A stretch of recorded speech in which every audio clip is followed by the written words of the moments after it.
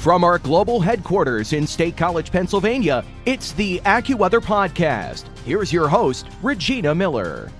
Well, thank you for joining us for this week's podcast, and we are going out live on location. Guys, this week we go to HackPSU, and it's on the Penn State campus, and we got to meet with some of the up-and-comers, young people in the tech industry. Some people from AccuWeather, too, with our API and development team, so it's going to be really interesting. Right, so stay tuned for that. And before we get to that, we wanted to talk about Hurricane Michael, because last time I sat down with you guys was actually, it was coming on shore at the exact time that I sat down with you guys last week. Panama City and Mexico Beach in the Western Panhandle was hit with Category 4, 155 mile per hour winds and storm surge, especially on the Mexico Beach side. The devastation is just, Right. It has been horrible to see those pictures, and we've been down there. The AccuWeather Network has been down there, and at this point, as we're recording today, the death toll is now up to 29, but it's still unknown how many people are unaccounted for. And I believe in Mexico Beach, they are allowing the residents to come back in at the time we're recording this, which is Wednesday. But they've had curfews because there's been looters, there's been all sorts of problems. Now, we had Reed Timmer down there for the storm, but then afterwards he had a chance to do a walkthrough at the home of Susan Villafora. She was a Panama City resident who actually stayed during the storm. So take a listen to his conversation with her. So what happened here? We had a little hurricane. What you're going to do is open this door and look inside, and you'll understand. It's an old house, and it just, every room. My son's window blew out, too. Was it terrifying riding it out in here? Worst thing I've ever been through in my life. Oh my I got one word: evacuate. Yeah. Evacuate. Jeez. I'll never do it again. What's your plan moving forward? No clue. No clue. My mom, Sookie, just shot my tree through the roof. Oh my gosh. So that came through in the peak of the storm? Oh yes. This is my spare room. See right here? Get in here and look up that way. Oh even the wood ceilings. Jeez. Was the whole house shaking back and forth? Yes. I thought it was a tornado. I kept hearing this roaring sound. It's a mess. So you guys are are you gonna have an alternate shelter? Do you have a place to go? No, not really. My mother's house is a little bit better, but not much. She's only 2 blocks away, so you can imagine. And we also had Jonathan Petramala, who got a chance while he was down there to catch up with Governor Rick Scott. So one of the questions he decided to ask him was how this storm compared to Hurricane Andrew. To compare that to the Hurricane Andrew, have you seen that? Well, I had a hospital demolished in Andrew, so I was in the hospital business at the time, and we had all the windows blown in. We had to handbed patients for hours and hours to save them. We had about 154 patients in something like that in the hospital then, and that's what Andrew was like. And I got there just a few hours after it happened, and there were no signs, there was nothing. And so I flew over Mexico Beach also. It's the same thing. If you didn't know where you were, where you're going, I mean, you wouldn't know. There's no signage, nothing. Everything's down. And you look here, you look at Lynn Haven, Callaway. I mean, it's summer. It's just, and you just feel sorry for the families. But the most important thing is you got to keep people alive. Got to keep, and then you survive this. And I want people to stay safe. And like I was telling you guys, there's a curfew in place right now. It's hard to believe that people would be in looting, and I think some of it's just desperation, I'm sure. But Panama City has been experiencing the looting as well as Mexico Beach. So there was a fatal shooting actually reported of a looter who was trying to steal a police car, of all things. Landon Sweat, who was a resident there, he saw what was happening and he rushed his family inside. And as I'm crossing the doorway, I look back, I see the officer at the passenger side. I don't believe the door was open yet. I believe he had both hands like this. And I get about 3 more foot inside and I hear the shot. Wow, that's unbelievable. I know. It's really scary. Yeah. It's an upsetting situation. We continue to cover it. We continue to keep people down there for the AccuWeather Network, and I'm sure we'll be doing some updates as time goes on. Now we'll move on to the next segment of our podcast, which was on the Penn State campus, HackPSU. Well, here we are. We're at the special edition of the AccuWeather Podcast, and I'm sitting here with Andy. Hi. Hi, Andy. How are you? And Ken. And you guys, I'm laughing because we're sitting here and we have our bright orange table. We're at the HackPSU event, and there are, how many do you estimate? Around 1,300 registrants for this year's HackPSU competition at the business building on Penn State's campus. Right, which is amazing because they are all here. There's computer screens like all across the tables and all these kids brainstorming, and we're watching them all, and they are all coming up with ideas of how to improve your life right now through technology with all these like APIs. So it's pretty amazing, and I'm laughing because Andy, right before we decided to open up the mics, was showing me how he hacked our computer so that all of our recordings are orange now. Yeah, the AccuWeather orange for when we're recording this podcast. So you deserve like a little prize for what you came up with. I'm really proud of you. So the opening ceremonies just a little while ago for HackPSU. Now these youngsters are going to get underway, start creating these amazing things. And in just a few, we're going to have Ken Prell talking with Chris Patty and Mark Iannelli, both from AccuWeather, about being a sponsor and about everything going on at HackPSU. Right, there's a lot going on here, so we're going to hand it over to Ken. All right, thanks, Regina. Just off the stage right now, Chris Patty, our Chief Technology Officer, and Mark Iannelli, our Senior Technical Account Manager, joining me now. Thanks so much, guys, for having us out here at the HackPSU event. No problem. We appreciate it, Ken. Thank you. Yeah, glad to have you guys out here. And Chris, let's start with you. Just tell us a little bit about what AccuWeather's role is here at this event. Sure. So AccuWeather is a sponsor of this event. This is our fourth year sponsoring it. So we're really excited about having students use the AccuWeather API to build some cool new products that help people in their lives, new digital kind of products that are really interesting. So, we've been a corporate sponsor, and we love seeing what the students come up with, and it's been really fun. And Mark, a little bit more about the AccuWeather Challenge and exactly what's going on with that. Yeah. So we opened up our API this weekend for all the students. We have all the content out there, and we keep reminding students the weather impacts everything you do, every aspect of it, what you wear, what you do, how you feel. So we want them to take those APIs, apply them to different products in the real world, and how they can actually improve people's lives, make actionable decisions. So you got whether it's a real-world problem, whether it's an IoT device for smart home technology, or whether it's just something completely fun and creative, we're encouraging those students to go out there, build something, and just have fun with it. And they have the opportunity now to win prizes, or we got some Amazon gift cards out here for the kids. They have the opportunity to talk here in the podcast. Some of these kids are really excited about that. So that's great to hear. Good energy out there. I love it. Well, the competition just started here. It's a little bit after 2 o'clock. It goes for, 24 hours now? 24 hours, yeah. Yep. And then really all the chaos kind of really happens, right? All the chaos for sure. Yeah. I mean, it comes to a close a little bit, but 24 hours, no sleep for some of these kids. They're going to be up all night. Well, they got it set up too. They got ice cream socials. They got games and activities. Keep these kids going all weekend. But it's a lot. Yeah, I see the game area here behind us. Yeah, it looks like they're going to have a Fortnite competition. They have Fortnite. They have cup stacking. They have Jenga. They have all kinds of different interesting events for the students. Yeah, that's going to be very cool. So, a little bit more about some of the products that you guys are looking to see. Have you heard any of the conversations? I mean, I've heard a lot of conversations going on. It's very cool about breaking up different roles and their strengths, bringing it to a team. So is there anything that you guys have heard here? Yeah, it's really cool. I mean, they really have a really cross-functional team. So they have folks from engineering, hardware, and software. Mm-hmm. So really they bring cross-functional, cross-platform teams to build really, really cool things. We've even seen last year or 2 years ago, a team created a weather snow globe.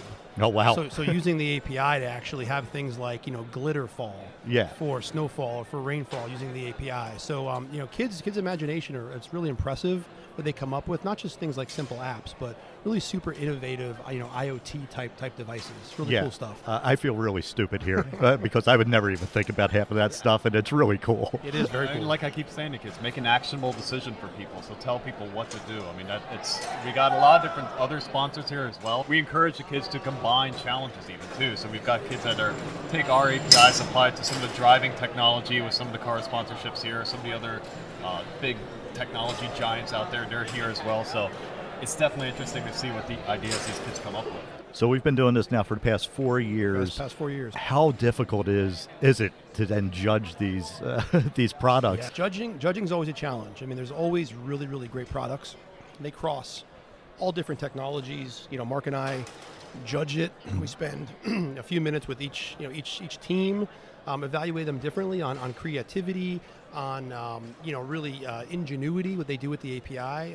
So we spend a decent amount of time, 5 or 10 minutes with each team, and there's typically sometimes 20 to 30 teams, so it's quite a chaotic process. And you only have like an hour or two to make this decision. Yeah, I mean, we definitely we bring all of our top guys here, and we all sit there and we talk to them, and we think about like, all right, not just the technological aspect of it, but the cool factor, as I like to call it. Like Chris said, we had the smart snow globe that won a couple years ago, and like it was just one of those things. Every time you tell somebody about that, they're like, "Wow!" Yeah, I was just blown away by it. It's crazy. Yeah, I mean, it's amazing what they come up with. I mean, we have kind of the traditional stuff, but the kids are, I mean, they're really, really smart.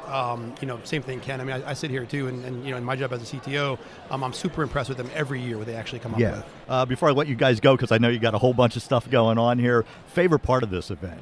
I think honestly being here and actually interacting with the students, talking to them really in the beginning and kind of seeing their eyes light up.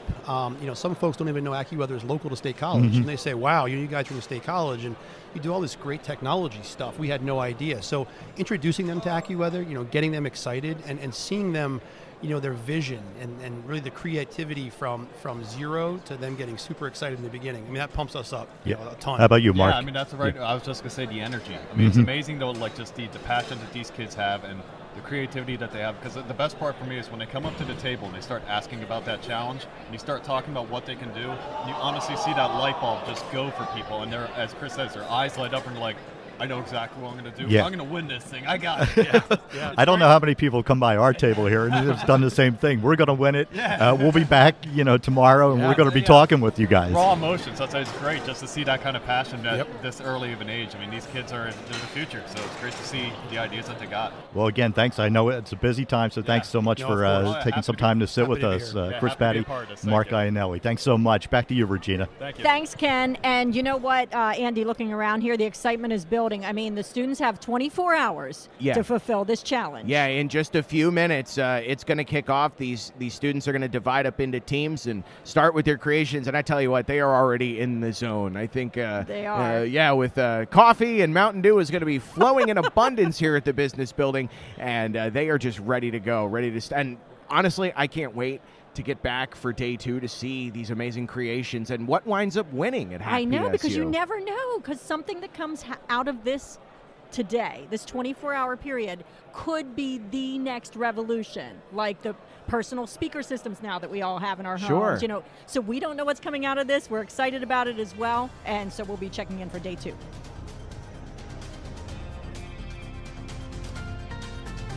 And back on day 2 of the HackPSU event. They actually invited us back for a day 2, Andy. Yeah, we're still here at the business building on Penn State's campus, the home of HackPSU, and we're going to find out today who won the AccuWeather Challenge. Well, the competition, the 24-hour competition, just wrapped up.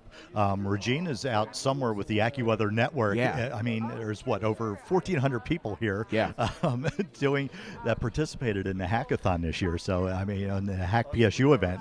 So it's just amazing. Yeah, so when we track Regina Miller down, we'll have her here with us as well, and then once we unveil the winners for the AccuWeather Challenge, we're going to have the winning team here with us on the podcast. Yeah, I would not want to be one of the judges here today because that decision is going to be super, super difficult. Yeah, going back to the discussion that we had on day 1 with Chris Patty and Mark Iannelli about what it comes down to with judging. Yep. It's all up to them. That's a lot. That's a lot of that's a lot to deal with, but it's going to be really interesting, and we can't wait to meet our winners coming up. So once we track down Regina, we'll have that for you.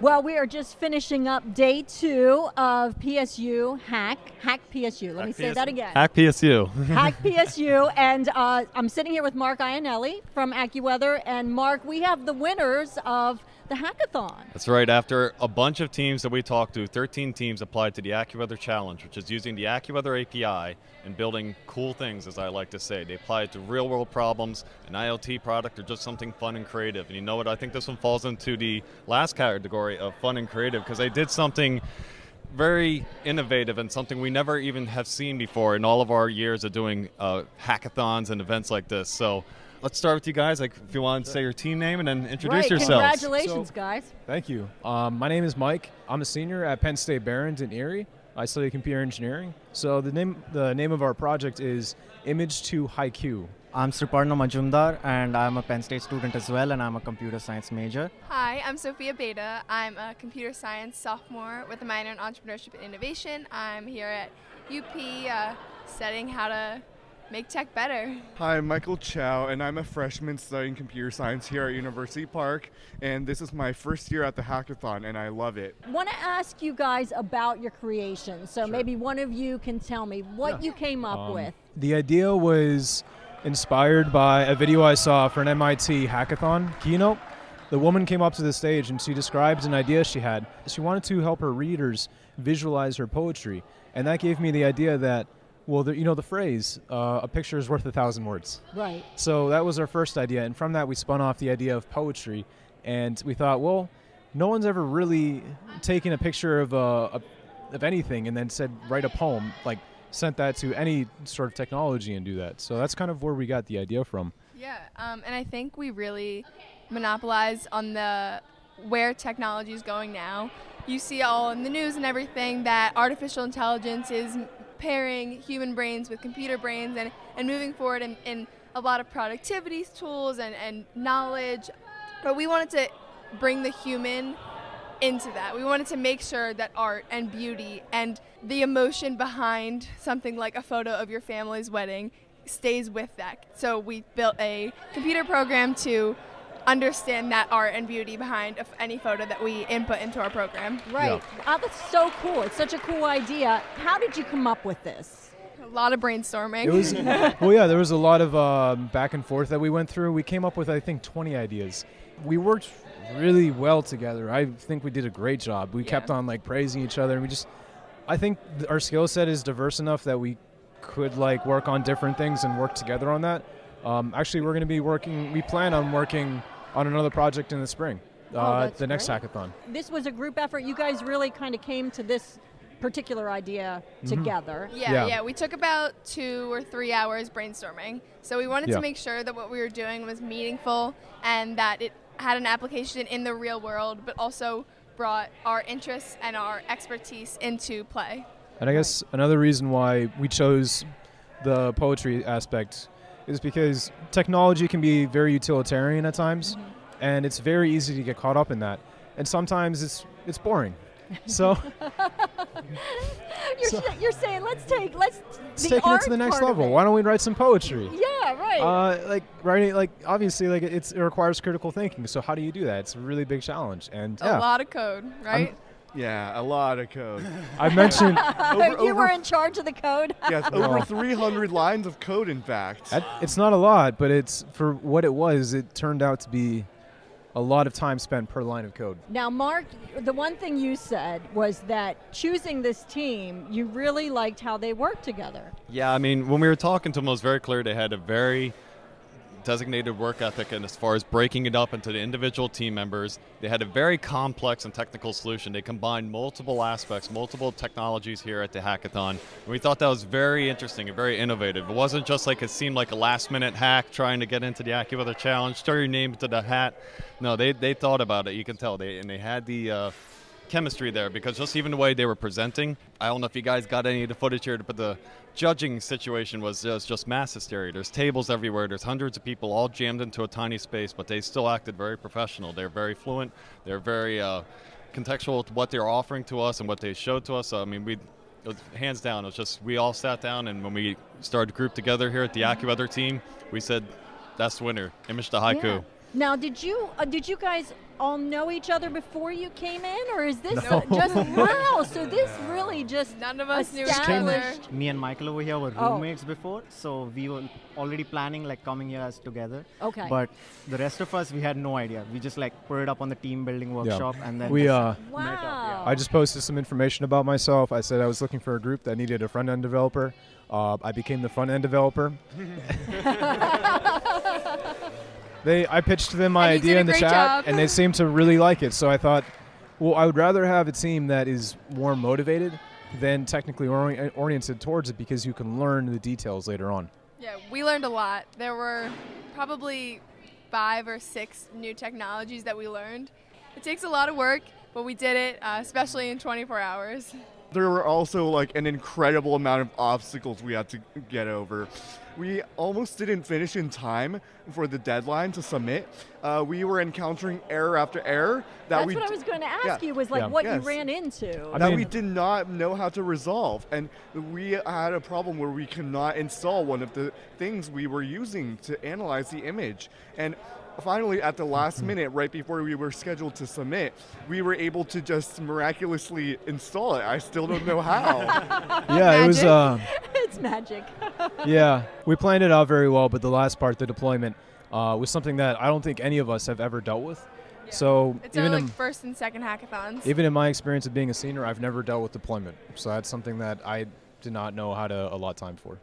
Well, it seems like this experience will really serve them, Mark, going forward in life and anything you do in your careers, because you're always working in like teams in this kind of business. Absolutely. Like I said, the fact that they did this in 24 hours and came up with the idea, found people that some of them didn't even know each other, and they came together to do this, really liked that a lot. And that's why it was an easy consensus for us to pick these guys. Where do you kind of see this going in the future? What can be an outcome of like what you've started on this project? Well, for one thing, we could finish it. We did. We did. It's not the prettiest thing. It's like we actually have. So you can fine-tune it. Can you spin it around so everyone can see? So that's actually that's the main screen. There's a way to select a file, and there's a way to upload it. So right now it's still not fully connected. I mean, we're all very still driven actually to finishing it. That's the next thing we would do is finish it, and then obviously then improve more. Yeah, hey, thank you. I actually designed the background myself. It is so pretty. Like just that, because you can't get that across on a podcast, you know. So. Yeah, I developed this in the background in Illustrator, applied it with Bootstrap and JavaScript and some formats. Wow, that's great. I'm sure probably we're going to be trying to find a way to get this image that you have so that we can have it, maybe on our site. Let me just explain what it does. So as soon as I press this button, the image is sent to Google and to Clarify to analyze, and it will return a series of words for us to compose a haiku out of. However, we also made effective use of the AccuWeather API to be able to determine like the coordinates of the image, like where the image was taken, and then we used one part of the API to determine the city in which the coordinates were located. In this case, it would be State College. Right. And we used the second API endpoint to be able to determine the current conditions in that area. Right. Let me tell you, there's a lot of possible conditions. There's like there's a lot of things. Yeah, there's a lot of. I did a lot of the developing with the AccuWeather. Actually, I made the files that used your API, and then he implemented them, and he hates me for that because of the way that I gave him the data. But it was really interesting. It's really easy to use. It was very helpful. All the documentation online was very clear. So it was good. I definitely did not have any trouble dealing with it. Okay, so once finishing it, where do you see things going with this concept? I see you could probably maybe deploy it in a mobile environment where you can have an app and then select images and then maybe even save them to a server, the server that we're using. Yeah, well, one application that I thought, and it's a cause close to my heart, is to Girls Who Code. So I think this is a perfect example of what code can do and how you can make code fun and really applicable to your life and real.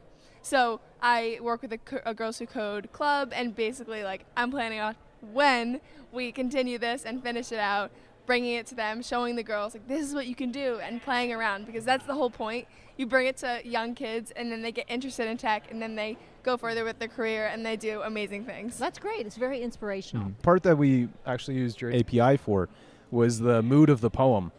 So from the beginning we knew that the mood would have to be like either sad or happy, and that would actually be determined by how cold it was or the weather, if it was raining or not. So that I didn't realize it at first, but the API that you have, it ended up playing a very big part in how everything turned out, actually.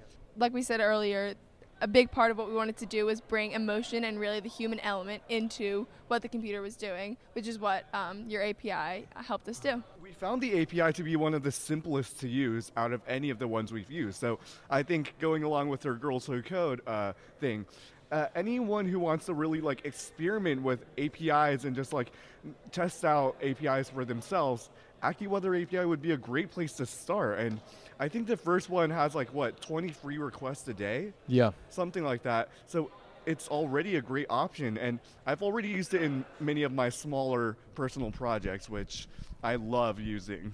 That's great to hear. I mean, yeah, actually, as you said, we have that free trial with 50 requests per day, actually, and we have 3 additional paid packages. And that's what we love to hear, that you guys are coming in here, you're trying it out, and then we give you the option to grow with you. So, like, you can test it first, kick the tires out, and then as you start to develop something, hopefully get it out there, maybe put it out on the market, do something cool with it. Yeah. Then you can maybe buy a package and we start building with you, and then as you get bigger and bigger, we grow with you, and then, hey, maybe someday we can be partners. Let's get this thing out there in the market. We're ready. Right. Like I said, it was a great, cool, outside the box thinking idea. That's why we loved it so much. Thank you. Well, thank you guys. Thank all of you. We appreciate it. Thank you. Like Good luck going forward. Build cool things, and this is definitely a cool thing. I loved it. For sure. Thank you. Thanks. Well, we are now winding down. A lot of the people that we interviewed from the AccuWeather podcast been up over 24 hours. More than that at this point. Yeah. Oh, yeah, true. True. So everything is wrapping up. We really got to see some great technology. Did you guys have any favorites? Oh, man, there was so many good There was that one stuff. that was really neat that won the overall prize, not just the AccuWeather challenge, but it was the trigger happy. The smart weapon. Oh, yeah, smart weapon. gun. So, with a camera mounted on a weapon to help make a deciding factor if a shot that an officer might take might be lethal, non-lethal. That's a really, really interesting technology. That's the thing I took away from all of this. Is it's not just like building cool apps or anything like that. A lot of these kids, students, are looking to build devices and stuff like that that will help humanity. Really, right. It's not just like some cool video game or something like that. Well, even the team that we talked to, Sophia, said how much she wanted art and beauty to be a part of tech, because people always worried that, especially with AI, artificial intelligence, people worry that about basically Terminator. Yes. People worry about that. And she's like, no, we want to, show the humanity, bring that into it. So I thought that was great. Yeah, very inspirational weekend, I think. It was, we spent here. I feel a lot better about the future. Yeah, I didn't know what, because it's in their hands. Yes, exactly. I don't know anything about this if it was stuff. Up to us, forget about it. Right. Really, I'm glad they're in charge. Really had no idea what to expect when coming here. When we first had Mark and the API team on in that last episode of the podcast, learning about this event, but to actually be here and on location, I feel like I've learned so much more about how people use these technologies to develop great things. I think so too. The other thing that was cool is like the winning team didn't even know each other before yesterday. Yeah. So, I mean, just 4 people coming together within 24 hours to create something like that. And all sorts of conflicts. It gives us all inspiration that we could all just get along a little bit better and come together and get things done in a positive way. Yeah. So it was very inspirational. It's been great being here. And it's been awesome. Great times. It has been great. So that wraps up this week's episode of the AccuWeather Podcast. Thanks for joining us. Thanks for listening to this week's episode. Be sure to subscribe to the AccuWeather Podcast, giving you the stories behind the weather, discussions on trending weather topics, and so much more. New episodes every Thursday. Just search for AccuWeather on iTunes, Stitcher, or wherever you find your favorite shows.